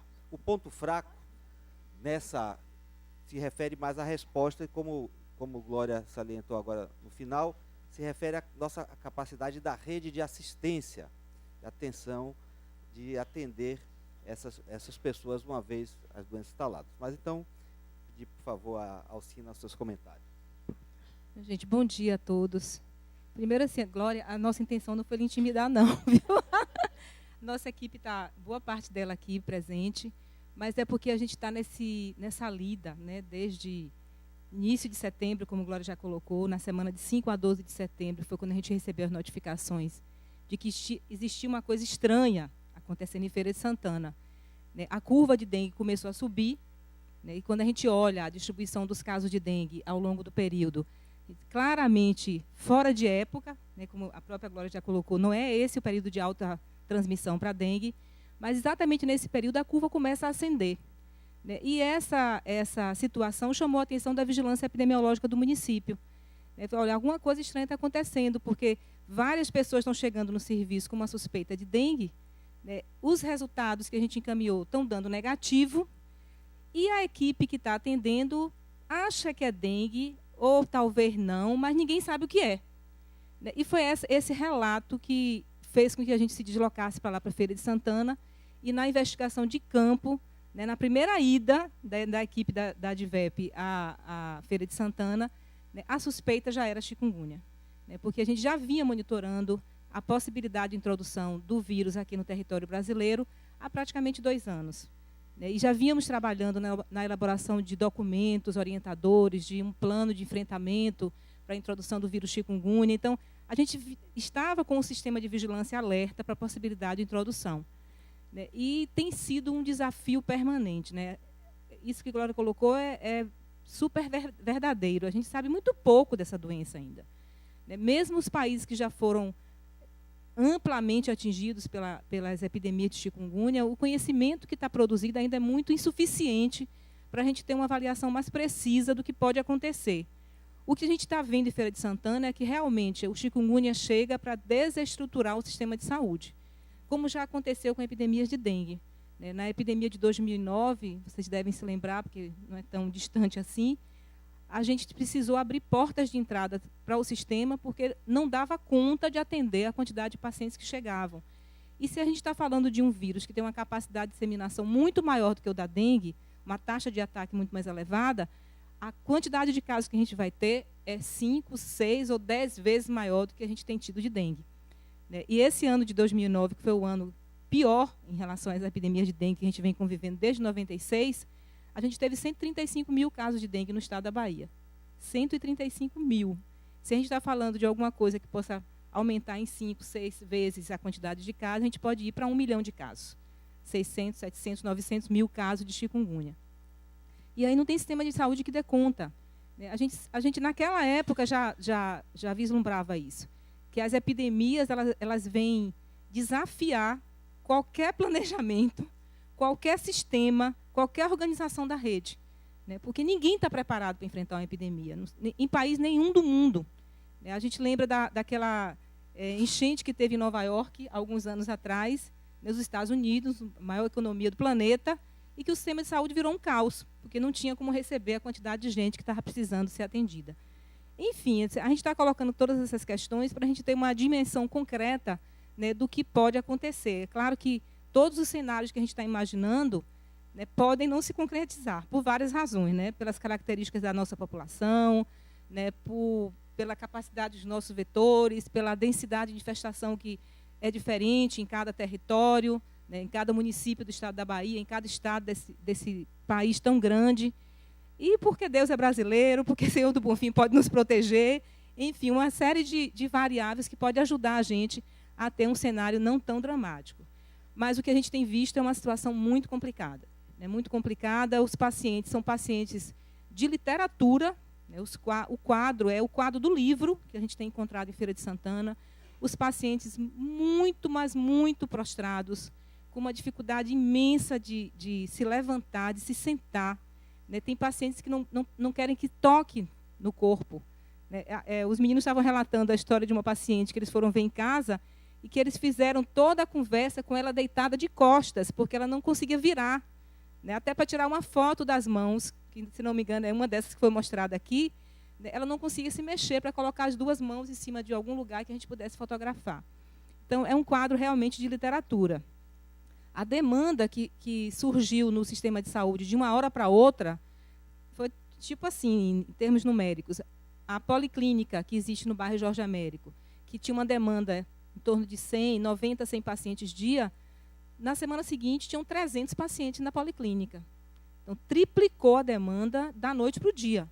Então, isso gerou um acúmulo, uma quantidade de pessoas, e a gente teve que sentar com a secretária de saúde para reorganizar a rede. Vamos estruturar, a atenção básica não pode continuar funcionando com agendamento, com população adscrita, tem que ser demanda aberta, porque as pessoas precisam ter portas de entrada. E não dava para trabalhar mais na atenção primária, né, com aquela quantidade de consultas limitada, com a população referenciada, não, agora tem que abrir a porta, né, porque a policlínica não ia suportar essa demanda. Né, um outro fator que... E a gente tem conseguido, de alguma forma, ainda nessa área restrita, né, que como Glória colocou aqui, nós já temos hoje vários bairros e localidades no entorno do Jorge Américo com ocorrência de casos, né, a área está se ampliando, né, ampliou muito a área de transmissão. 22 municípios já notificaram casos suspeitos, Salvador tem 20 casos notificados já. Hoje a gente já contabiliza 931 casos notificados no estado da Bahia. E já temos 2 casos confirmados em Salvador. Né? Isso nos preocupa muito. É caso importado de Feira de Santana. Ok, a recomendação tem sido essa mesmo. Se acomodem um pouco debaixo de um mosquiteiro. Né? Esses pacientes eles estiveram em Feira de Santana, se infectaram lá, mas moram aqui em Salvador. Né? Os 2 moram na Barra, né? Muito perto aqui. A gente sabe que a infestação de vetores aqui em Salvador, ela existe em todo o território da cidade. Nessa área aqui, do Corredor da Vitória, Canela, Graça, tem uma identificação frequente de albopictus, que também é um transmissor, né, o Aedes albopictus. Né, mas a gente tem em todas as áreas a gente tem infestação. Então, a possibilidade de que a transmissão se estabeleça a partir desses casos, concretamente existe. Né, e que a gente já tenha mais casos que a gente ainda não conseguiu identificar. Em relação ao trabalho de campo, tem sido outro grande desafio, porque o controle vetorial para a dengue já estava com uma metodologia de trabalho de campo, né, como a dengue para nós já é uma endemia, né, a gente já convive com a dengue numa situação bem diferente. Né, só lembrando também, essa mudança do comportamento lá em Feira de Santana, quando inicialmente se pensou que era dengue, uma outra coisa que chamou a atenção da gente foi a faixa etária mais acometida, porque por conta da circulação, já desde o final da década de 90, né, 96 foi a nossa primeira grande epidemia de dengue. E a circulação simultânea de 4 sorotipos, a gente já tem um volume grande de pessoas, né, no território, né, infectadas e já tem resposta imunológica para os sorotipos de vírus da dengue. Então, à medida que os vírus vão se reintroduzindo, porque é isso que está acontecendo agora, circulou o 2 lá na década de 90, depois ele desaparece porque se cria uma imunidade de grupo. Aí ele voltou em 2009, causou aquelas grandes epidemias de Tabuna, de Jiquié. Né? Desaparece um pouco, porque aí cria novamente um outro cinturão de imunidade. Né? E agora a gente estava reintroduzindo o vírus 1, que foi o segundo que a gente introduziu aqui na Bahia. Mas a gente já conhece mais ou menos o perfil. Né? Os vírus da dengue acometem mais crianças menores de 14 anos. Né? E lá em Feira, além da ocorrência fora de época, atingindo adulto. Tem alguma coisa estranha nisso, realmente. Né? Então, isso foi outra coisa que nos chamou a atenção. Só um parêntese. Voltando para o trabalho de campo, por conta dessa característica da dengue que a gente já conhece muito bem, a gente já tinha uma metodologia de trabalho de campo muito voltada para a gente intervir nas suspeitas. Aconteceu um caso suspeito, a equipe de campo se deslocava para aquela área, a gente vinha trabalhando muito mais com máquina costal do que com carro UBV pesada. Muita gente me pergunta isso, por que vocês não botam mais o carro fumacê na rua? Porque o carro fumacê tem uma baixa efetividade quando a gente precisa de uma medida de controle mais pontual, que era o caso da dengue. Né? O mosquito é domiciliado, então o carro fumacê ele passa lá na rua, a primeira coisa que todo mundo faz é fechar a porta e a janela. E o mosquito fica guardadinho dentro de casa. Né? Então, a efetividade do carro fumacê em relação às bombas que são usadas nas costas dos agentes e que o agente entra na casa, o agente entra no quintal das casas e aplica o inseticida dentro das casas, o efeito é muito melhor. Então, para a dengue, a gente já podia trabalhar desse jeito, né, fazendo um trabalho mais focal. Agora, a gente não pode mais fazer isso. A gente teve que voltar a usar a máquina pesada, né, com uma estratégia muito mais intensa de trabalho de campo, inclusive com o aumento do número de ciclos de aplicação. Nós fazíamos 5 ciclos inicialmente para a dengue, agora a gente está recomendando 7, não é isso, meninos? Os meninos do campo que estão aqui. Ou seja, a gente faz 7 ciclos de aplicação, cada ciclo com 3 dias de aplicação. Então, são 21 dias no campo, né, trabalhando, aplicando inseticida, fazendo rodízios e complementando a ação do carro fumacê com a ação com bomba costal. Que em algumas áreas a gente continua usando e a gente acha que essa é a medida mais eficaz, né, a aplicação de inseticida com bomba costal. Né, e, ao mesmo tempo, esse conjunto integrado de ações que precisa ser feita, né, de identificar criadouro. Uma coisa interessante também, Glória, assim, a gente vem monitorando os indicadores entomológicos, que são os indicadores que a gente calcula a partir do trabalho do agente no campo. Né, e a proporção de domicílios que eles encontram focados, ou seja, domicílios onde tem um criadouro onde se encontra larva do Aedes. Esses criadouros, se eles puderem ser eliminados, eles devem ser eliminados no momento que o agente está no domicílio. Se não puder, o que é que não pode ser eliminado? Um tanque, um túnel, que você não pode eliminar. Você trata, é isso que o agente faz. E, ao longo do tempo, a gente vem observando que esses criadouros eles foram se disseminando no meio ambiente. Porque a gente tem um modo de produção de descartáveis, de lixo, que facilita, né, a oferta de criadouros no meio ambiente. Isso é da sociedade contemporânea. Né? A população mudou o seu estilo de vida, o seu hábito, o consumo. Então, isso facilitou a adaptação do vetor à nossa realidade. A gente ofereceu as condições ideais para o vetor se reproduzir e se alojar. Né? Isso, o Dr. Jarbas fala isso com muita ênfase, porque eu acho que é isso que explica por que a gente não consegue mais eliminar o Aedes. Né? No século passado, a gente conseguiu eliminar a transmissão, porque a gente conseguiu eliminar o vetor. Mas agora a gente não consegue mais, é porque a gente tem uma sociedade e um vetor, né, que se adaptou perfeitamente ao modo de produção e de eliminação de descartáveis no meio ambiente. Então, esse trabalho de eliminação desses criadores, ele precisa ser feito.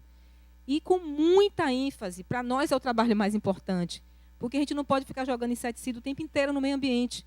Então, é preciso que a gente elimine o criadouro, porque senão a gente vai ter a cada 15 dias uma outra geração de mosquitos voando, picando e transmitindo. Então, esse trabalho de mobilização, para que a população entenda, que a sociedade compreenda qual é o papel dela no controle dessa doença, que parece que isso é responsabilidade apenas do poder público, e não é. Né? Ou nós todos nos responsabilizamos pelo controle do Aedes, ou a gente não vai conseguir controlar nem a Aedes, muito menos chikungunya, né? Que é uma doença que se transmite muito mais fácil. Então, esse trabalho está se fazendo também em Feira. A gente já vinha fazendo, né? A gente tem uma ação de mobilização com esses municípios que a gente considera os mais importantes em termos de capacidade de produção de casos, e a gente teve que intensificar isso lá em Feira para que a população participe disso. E grandes mutirões de limpeza mesmo, tem que limpar, tem que tirar os criadouros do meio ambiente para a gente poder, com certeza, olhar para aquela curva, né, e ter uma relativa certeza de que ela está começando a cair por conta da menor densidade de infestação no meio ambiente, né, que é um indicador que a gente precisa ter mais segurança para usar ele.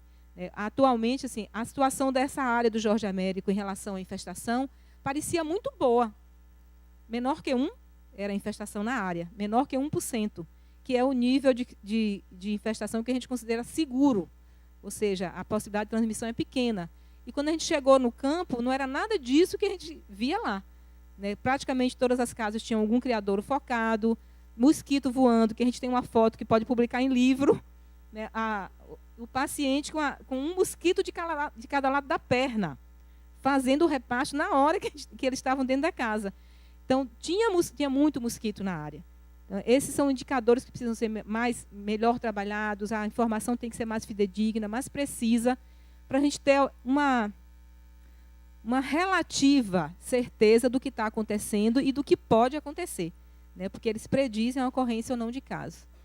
Então, é muita coisa nova em um curto espaço de tempo, né? Tem sido um mês de aprendizado intenso, né? E Glória tem se colocado ao nosso lado como uma boa sanitarista que ela é de formação, né? Desde o início. Né? O pessoal que gosta de ir para o campo, os sanitaristas mais antigos têm esse perfil de gostar do campo. Né? E desde que a gente se colocou de frente dessa novidade, ela já ligou perguntando, eu posso ir para a feira? Eu digo, claro que pode. Vamos, porque a gente está precisando de gente, a gente está precisando de ajuda, a gente está precisando de parcerias, de pessoas que ajudem a gente a pensar, que ajudem a gente a entender. Né? E feira, a gente está indo novamente, quarta-feira, agora da próxima semana, né? Nós vamos para lá, eu, Glória, Jesuína, Aparecida, que é a diretora da Vigilância Epidemiológica, para a gente organizar um treinamento para médicos e enfermeiros do Brasil inteiro, né? Porque está todo mundo muito apavorado, né? Todo mundo nesse seminário internacional perguntava o tempo inteiro o que estava acontecendo na Bahia, como é que a gente estava lidando com isso. Então, a gente virou um grande laboratório. Então, a gente vai estruturar lá um treinamento, né, para trazer as pessoas dos outros estados, porque o que a gente imagina é que isso já deva estar acontecendo em vários outros territórios que não, sem ser identificado.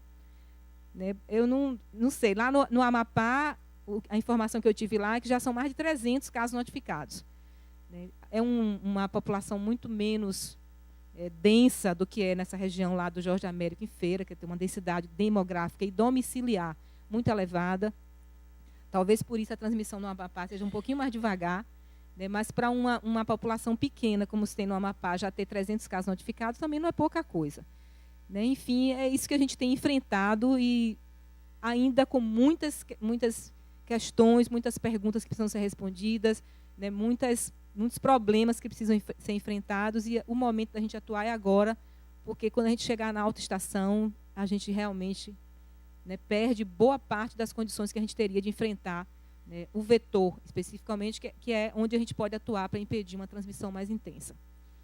Eu só queria fazer uma brincadeira, não fiquem com medo de nós, nem de todo mundo, porque nós vamos bem vestidas e com repelente a cada 2 horas. Bom, eu agradecer a Alcina. Eu queria também franquear a Aparecido, a Aguinaldo, a Jesuína, a Juca, se queriam fazer algum comentário. Só vou complementar a importância dessa parceria, né? Nós estamos com a resposta coordenada, a equipe técnica está toda aqui, Zilda, Emanuel, Aguinaldo, Márcia, Kemi e Jesuína aqui na coordenação. E nós estamos fazendo também internamente, dentro da Secretaria de Saúde, nós temos uma resposta coordenada, onde a gente está trabalhando com a parte da atenção básica, a parte da assistência mesmo, da regulação da assistência, porque a gente precisa pensar junto. Quando vem um problema grande como esse, embora a vigilância epidemiológica ela coordene essas ações, a gente sozinho não pode dar conta. Então, a gente precisa, porque, como vocês viram aí, o paciente ele vai para a rede de serviços mesmo, e a gente precisa de ter uma articulação com essas outras áreas para que a gente possa dar conta. Então, essa reunião está acontecendo semanalmente e as contribuições têm sido muitas, sempre trabalhando também em parceria com o município. No caso de Salvador, embora são 20 casos notificados, 2 confirmados, não é isso, meninos? E aí, nós estamos já com Salvador, porque Salvador é a capital do estado, a população é grande, a complexidade também é grande, então o município de Salvador também está presente nessas discussões, nós estamos com a parceria contínua para fazer essas discussões.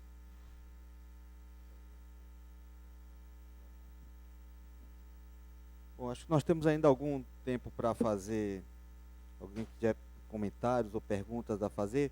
Eu só queria, antes de abrir aqui inscrições, dizer que Glória, quando me convidou, assim, acho que tem uma coisa importante em relação à necessidade de planejamento, que se refere ao envolvimento da articulação da vigilância com a área da atenção básica, com a área de urgência, com a área de atenção, de modo geral. Obviamente que vai ser necessário um esforço de guerra, como a Alcina mencionou, isso em qualquer sistema de saúde no mundo, uma epidemia desse tipo é desestruturante. Pode ser na Inglaterra, pode ser na Suécia, pode ser em qualquer país, porque o volume de casos, o volume de pessoas procurando serviço é absolutamente superior à capacidade instalada.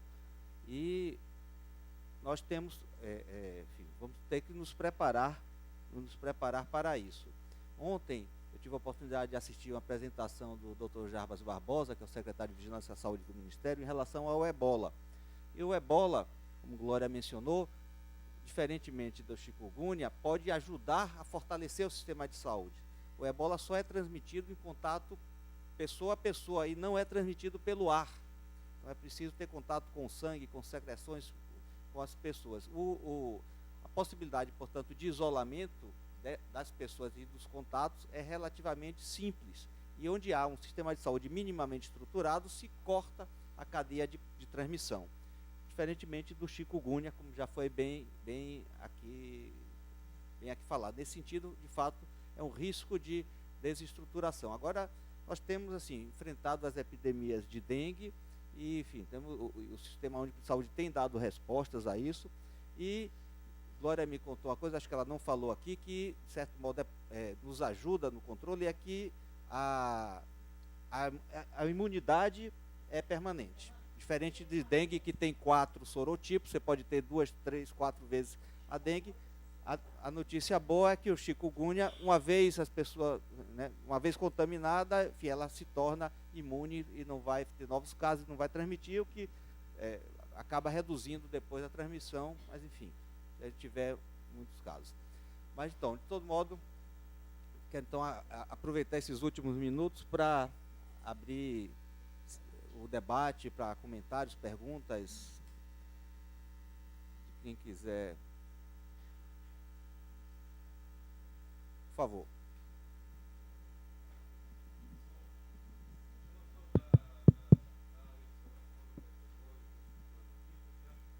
Eu estou aqui na condição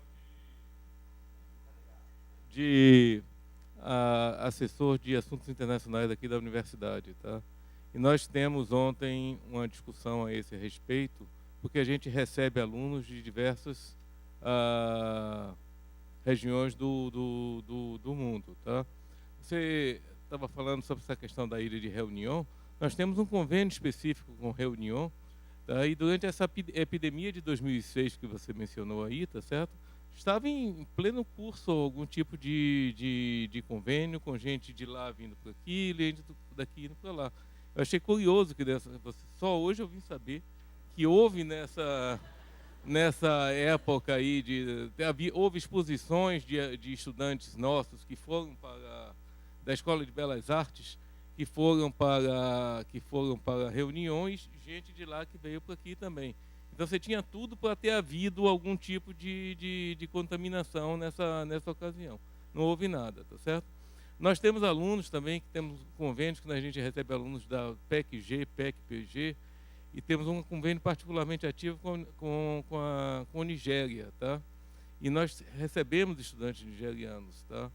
Então nós estamos um pouco apreensivos. É claro, a gente sabe que a universidade é um local muito pequeno dentro de toda a estrutura de saúde, mas nós aqui eu tive a oportunidade ontem de levar para o reitor e outros pessoal da equipe essa nossa preocupação lá da assessoria, se a gente deve continuar a mandar as cartas de aceitação, não aceitação, porque isso é um processo que leva, digamos, de 3 meses, 4 meses, entre a emissão da carta e a vinda dos estudantes, que seriam previstas, por exemplo, para o início do próximo semestre, em fevereiro de 2015, por exemplo. Tá?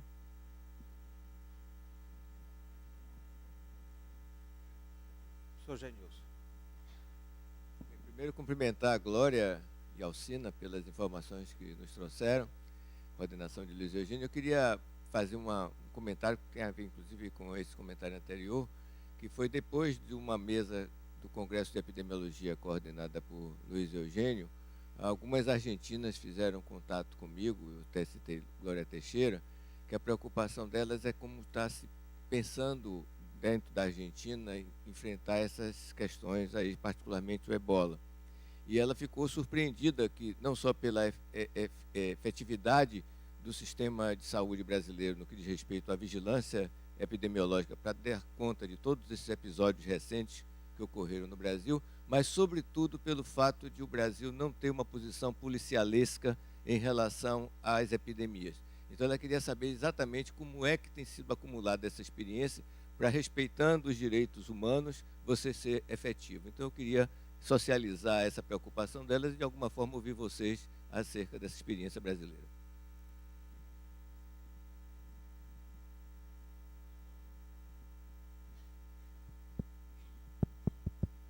Eu não sabia que você estava na assessoria internacional, viu? Olha só, eu acho que, pelo contrário, o Brasil deve continuar, sim, manter todo o intercâmbio, né?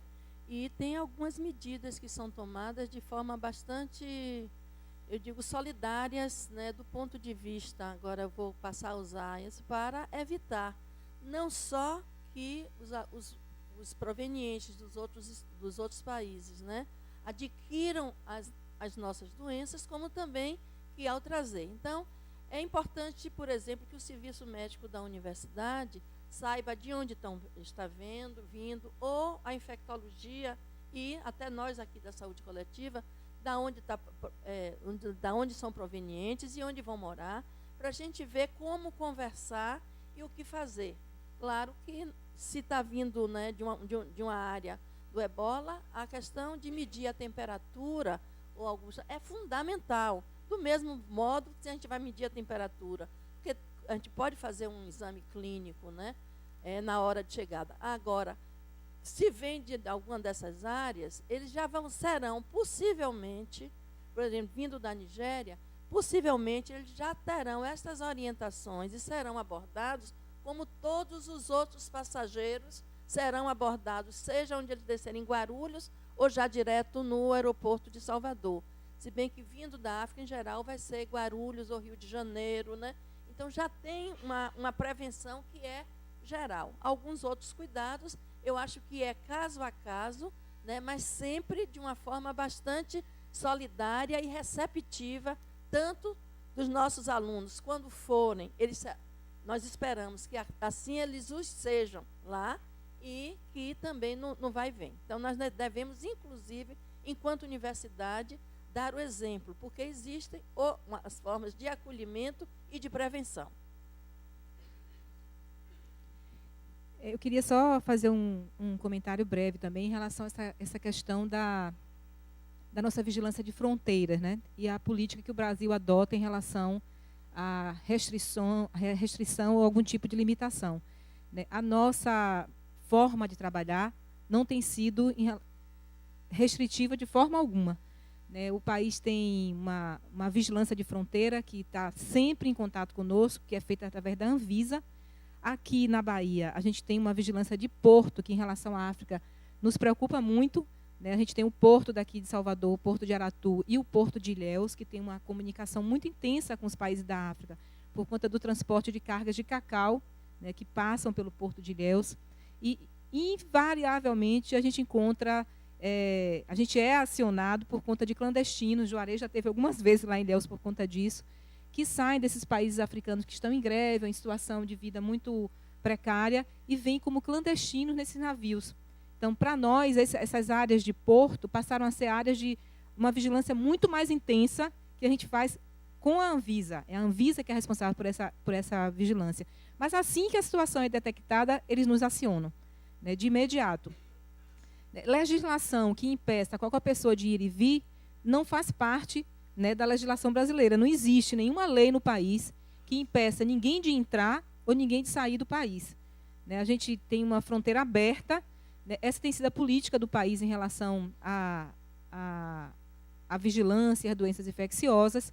O que nos rege, na verdade, é o Regulamento Sanitário Internacional, né?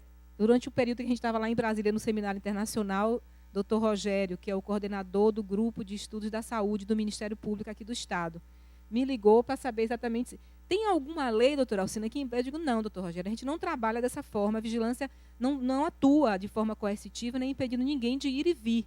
A gente faz recomendações, porque ele tá muito preocupado com essa questão do ebola, né? Claro, é mais do que com chikungunya. Eu digo, mas vou falar de chikungunya para o senhor, porque a gente já está com quase 1000 casos. Né? Enfim, a preocupação dele era essa, porque o Regulamento Sanitário Internacional, você pode usar, por exemplo, para, chegando um estrangeiro no país, você limitar a circulação dele, como foi o caso desse paciente suspeito de ebola, que veio pela Argentina, né, ele saiu como clandestino, como fugitivo, né, do país da África lá dele, entrou pela América do Sul, passou pela Argentina e chegou, né, ao Brasil através da fronteira da Argentina com o Paraná. Então, esse paciente ele foi identificado, isolado e transferido para o hospital de referência no Rio de Janeiro. Isso a gente pode fazer, independente da vontade do paciente, por conta do Regulamento Sanitário Internacional. Mas nenhuma lei impede cidadão brasileiro nenhum de sair do país, né, a qualquer momento que ele precise ou queira, por razões quaisquer, né? Ou de saúde, ou porque vai participar de algum evento, porque está em férias, vai fazer viagem para outro país. Eu só queria acrescentar que a recomendação da OMS, que o Ministério da Saúde está adotando, é não restringir nem viagens, nem comércio, nenhuma relação com os países que estão afetados pelo ebola. Isso porque tende a piorar a situação desses países. O grande problema da Libéria, de Serra Leoa e outros é que 30% apenas das pessoas conseguem algum acesso a serviço de apoio médico. Esses países passaram por situações de guerra civil há pouco tempo, tem seu sistema de saúde absolutamente desestruturado. E segundo o Dr. Jarbas contava ontem, ainda há rituais de enterro em que as pessoas se despedem dos mortos tocando no corpo. E o ebola se transmite só pelo contato. Então, são medidas. E aí o controle de fronteiras é, sobretudo, na saída. E aí também a OMS está desenvolvendo ações mais na saída do que na entrada, o que é mais difícil. As pessoas não têm, inclusive, não há voos diretos para o Brasil desses países. A Nigéria não conseguiu controlar. Houve casos importados de Serra Leoa, mas não houve transmissão. Os dois casos dos Estados Unidos e Espanha foram falhas na atenção. O paciente de ebola dos Estados Unidos chegou ao hospital relatando sintomas e procedência e foi enviado para casa. E, no caso da Espanha, um profissional de saúde que não se equipou adequadamente e teve os sintomas e ainda assim estava de férias, não quis procurar o serviço imediatamente, na esperança, e aí veio a contrair. Agora, voltando para o chikungunya, depois que Glória me chamou, fiquei pensando, acho que é uma coisa importante que está prevista no regulamento sanitário, uma estratégia importante, e Glória mencionou, destacou isso, é a questão da comunicação. A comunicação específica dirigida para os profissionais de saúde e a comunicação para a população em geral, dentro de todas essas medidas, tanto da prevenção quanto do tratamento, uma vez como sintomas. Assim como a dengue e a chikungunya, nós não vamos conseguir atender 100% das pessoas que vierem a contrair. Elas não vão ter acesso ao serviço de saúde por conta de 300 pessoas numa unidade que recebe 90 a 100 diariamente, ou seja, muitas vão ter um atendimento retardado, né, com muito tempo, e é preciso que as pessoas saibam que não pode tomar anti-inflamatório, tem que tomar antipirótico, tem que fazer repouso. No final do ano passado, nós tivemos respondendo um pouco a questão de Glória sobre a questão do suporte da proteção social, um seminário em Recife, organizado pelo Observatório sobre Determinantes Sociais, e que se apresentou um estudo muito interessante, falando da situação da seca do Nordeste. E as pessoas dizem que pela primeira vez em muitos anos, a situação da seca, a seca foi terrível esse período, os efeitos foram muito graves do ponto de vista econômico, mas não houve aquela catástrofe humanitária de crianças morrendo, de pessoas morrendo, de pessoas, enfim, na situação desesperadora, como acontecia em décadas passadas, porque nós estabelecemos, com todas as dificuldades, um sistema de proteção social que garante o mínimo vital, para que as pessoas sobrevivam, inclusive à falta de trabalho, falta de alimentos. Eu acho que isso se aplica também ao caso do chikungunya. Obviamente que a área da previdência, da assistência social também precisa ser fortalecida. Também a gente tem na lei um SUAS, né, um Sistema Único de Assistência Social, que efetivamente não funciona, mas de todo modo nós temos uma política de proteção social que serve, em alguma medida, como um anteparo, como um apoio às pessoas que eventualmente venham se vir. Isso vai ser mais um desafio para esse sistema. Com relação também, não é uma questão científica nem do que ele está falando, mas eu achei muito interessante o que a Raquel, que é ministra lá de São Martim, ela falou no final da apresentação dela, né, mostrando todo o que aconteceu lá, que a gente fica assim, mas ela disse o seguinte, que a população busca suas formas de enfrentamento, né, no cuidado familiar, no cuidado com o vizinho, né, na busca de alguma forma de sobrevivência que vai muito além da questão da previdência social. Porque ela diz lá que a taxa de desemprego e o emprego informal, porque é uma ilha turística e pobre, né? Então, que ela, enquanto ministra, ela ficava desesperada, mas que as famílias, quer dizer, a questão da solidariedade funcionou muito. E aí, no final, ela disse, enfrentamos, né, porque possivelmente vai se tornar endêmico, mas não vai ter mais uma epidemia, pelo menos por enquanto, porque a imunidade é duradoura, parece que por toda a vida, tudo parece no chikungunya, mas aí ela terminou a apresentação dela colocando um vídeo, eu disse que ia nos dar um regalo para a gente não ficar tão assustada, né? E aí colocou um vídeo, né, já com o povo de lá dançando, tocando, e fez uma música com chikungunya, e ela saiu, e aí ela saiu, né, dançando com Giovannini, com o professor Bernard lá de reunião, mas menina, foi assim uma animação, ela foi aplaudidíssima. Ela disse que ela disse assim, a gente pensa que não vai sobreviver, né? Principalmente o gestor fica desesperado, mas que, né, termina que há, né, nesses momentos, é como a gente diz, né, em situação de crise, o aprendizado é muito grande, né? Mas a gente também tem que se prevenir para poder saber enfrentar. É só um comentário breve em relação a essa questão da comunicação. Eu acho que não precisa nem chamar a atenção de um ponto bem prosaico do momento em que a gente está vivendo esse surto, né? Num momento político, né? A hora que a gente descobriu, né, que realmente a gente estava lidando com um surto muito provavelmente de chikungunya, não tinha nem resultado positivo de laboratório para a gente confirmar a transmissão, a gente estava a 15 dias das eleições estaduais, né? E uma coisa que a gente sempre teve como prática na vigilância foi falar a verdade para a população, né? Não existe dentro da vigilância essa prática da gente omitir informação. Então, na hora que a gente teve a suspeita e que os resultados já confirmavam a transmissão, né, a minha pressão com o secretário e com o governo do Estado, claro, foi para que a gente fizesse uma coletiva com a imprensa e informasse a população do que estava acontecendo, né? E, apesar do momento político, a gente não teve o fato usado politicamente. Eu acho que isso é uma coisa positiva e que o tempo inteiro o secretário dizia para mim, a gente não pode pisar na bola. Eu disse, nunca, porque a credibilidade da vigilância, da imprensa, né, que a gente tem com a imprensa é muito alta. Então, e com a população. Então, a gente não podia, independente do momento que fosse, né, não chamar os nossos aliados, o pessoal da imprensa, a população como um todo, os segmentos sociais, para informar todo mundo do que estava acontecendo, né? E não foi usado de outra forma que não fosse aquela que a gente desejava. Então, acho que isso foi um ponto positivo em relação à comunicação. Bom, pessoal, não tem mais nenhum comentário, tem só um sorteio que Glória vai fazer.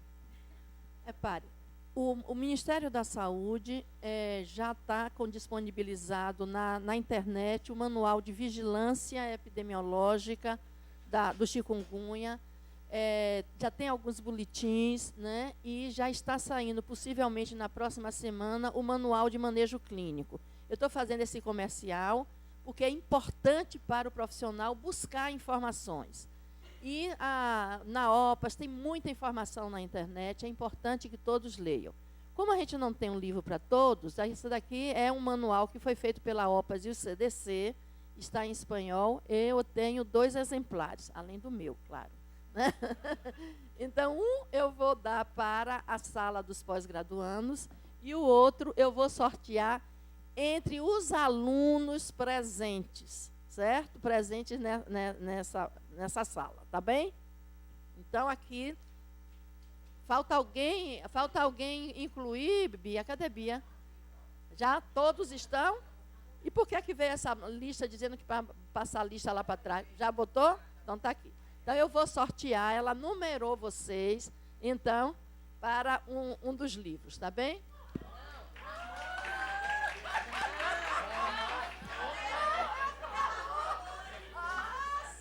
Muito obrigado. Então, pessoal, está encerrada a sessão.